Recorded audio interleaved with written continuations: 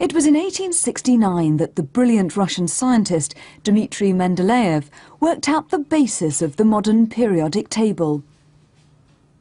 He was a fanatical card player. His favourite game was patience.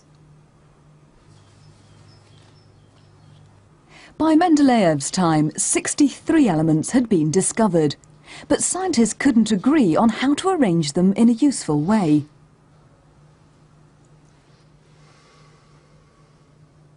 Mendeleev wrote each element's symbol on a card, along with a value called atomic weight.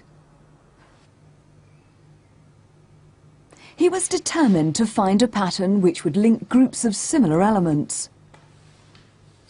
One group was the reactive non-metals: fluorine, chlorine, bromine and iodine.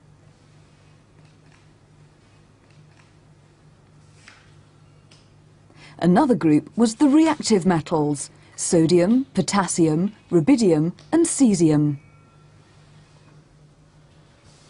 Mendeleev was convinced that an overall pattern existed. He tried arranging the cards in different ways.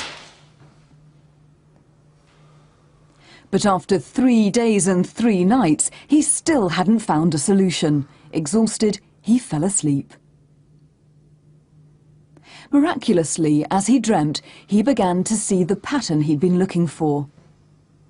Mendeleev's answer was to arrange the elements in columns in order of atomic weight.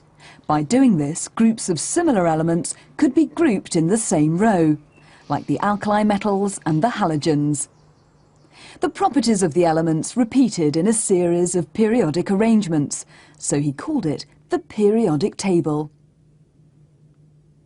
Mendeleev was so convinced his pattern was correct that he left spaces. This was his stroke of genius. He reasoned that there were still more elements to be discovered that would fill these gaps. He even predicted the properties of these unknown elements based on their position in his table. If the table really could be used to predict the existence of elements, then other scientists would have to agree that Mendeleev's ideas were right. 6 years later, a new element called gallium was discovered.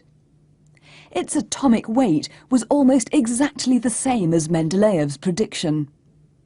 This happened again with 2 other elements filling gaps.